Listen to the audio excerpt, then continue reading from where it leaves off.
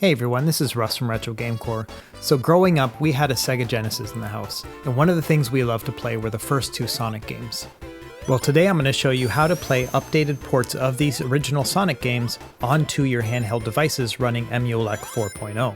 So right off the bat, one of the biggest benefits of playing it this way is that you get to play the game in widescreen. And this is a real game changer for the Sonic games because you can see more of the level as you're playing. And with a game where you're running quickly and stuff, one of the biggest issues I've always had with Sonic is that I don't want to run too fast because I never know what's going to come next.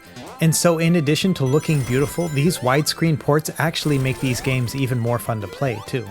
Now it's kind of interesting how these ports work. We're actually going to download the mobile versions of these games, which are free right now, and then we're going to pull some assets out and then we're going to add that to our ports folder in EmuELEC. And this is going to run on any device that runs EmuELEC, so for example ODROID Go Super or ODROID Go Advanced, RGB10, and so on. They even work on standalone boxes like the Super Console X, which I'm using right here on the screen. And hopefully this will be available on other platforms soon, but for now let's check it out on EmuELEC. So let's get started. Okay, like I mentioned before, all of these apps are freely available right now. And what you're going to want to do is you're going to want to download and install it. And I would recommend doing this on an Android device. And then you're going to want to extract the APK file. That's the Android app file. Now there are various apps you can find, even in the Google Play Store, that'll extract that APK for you and then save it on the SD card of your device. That's probably the easiest way to get an APK from your own files. Otherwise, just go ahead and Google it and you can find the rest from there. So now just go ahead and take your EmuELEC 4.0 SD card and plug it into your computer. And within the ports folder, you'll see that there's already a Sonic 1 and Sonic 2 and Sonic CD folder and they're blank. That's where we're going to want to put the files. So once you've extracted your APK files, it's actually very easy. All you need from there is just an app called 7-Zip. If you don't already have it installed, just go ahead and install that onto your computer. It's a really handy tool. Once it's installed, all you have to do is right click on it, go to the 7-Zip menu, and then say Open Archive. Now within here, this is the Sonic 1 APK, you open up the Assets folder, and then you move over this data.rsdk.xmf file, and just move that over into your Sonic 1 folder. It's the exact same process for Sonic 2, so all you have to do is open the archive, go into the Assets folder, and then pull that same data.rsk.xmf file, and put that into your Sonic 2 folder on your EmuELEC SD card. So Sonic CD is a little bit more unique. Go ahead and open up the archive.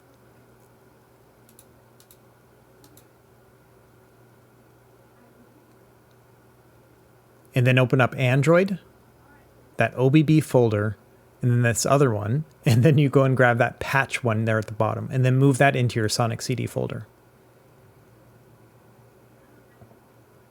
Okay, almost there.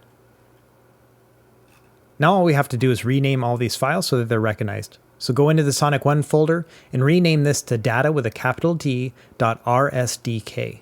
And that's it. It'll ask you are you sure you want to change your file name extension, and say yes. And then do the same for the next one.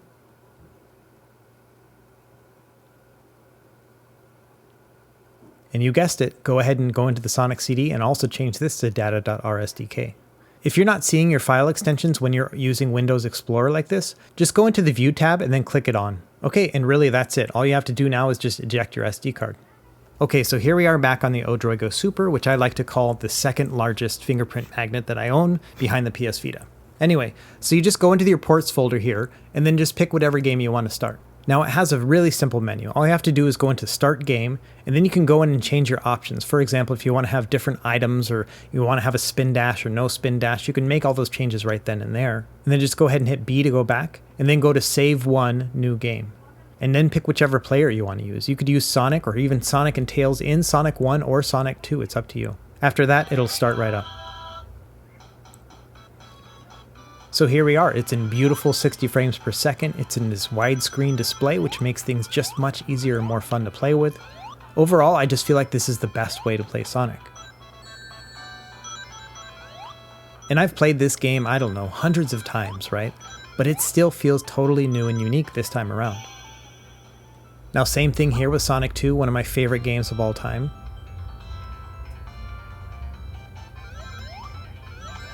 One thing I was really impressed with is the minigame in Sonic 2. It just looks super nice in the 60 frames per second and in the widescreen.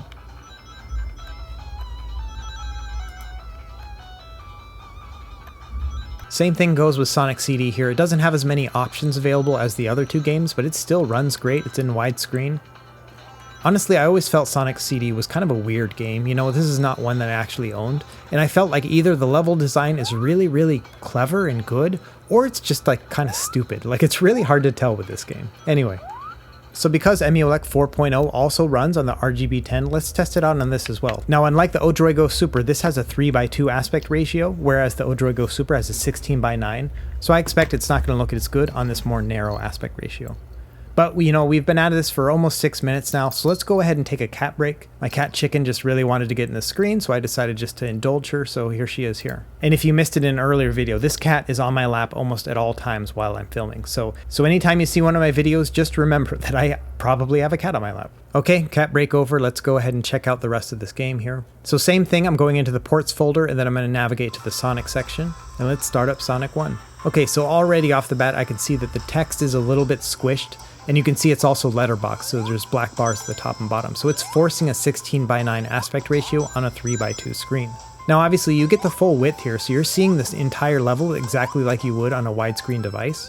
It's just a tiny bit more squished, but honestly I still prefer this over the original 4:3 aspect ratio.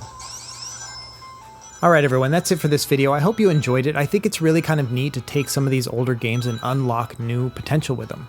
And these Sonic mobile ports are just a lot of fun to play, and they look beautiful on the ODROID Go Super in particular. And I've been messing around with my ODROID Go Super for about a week now. I'm not quite ready to review it, but I will say that this is the first time where I was holding this device and I was like, man, this is kind of worth it, right? Like, this is the first time where I felt this system stands apart from the others. Anyway, let me know if you have any questions in the comments below. Be sure to like and subscribe if you found this helpful, and we will see you next time. Happy gaming.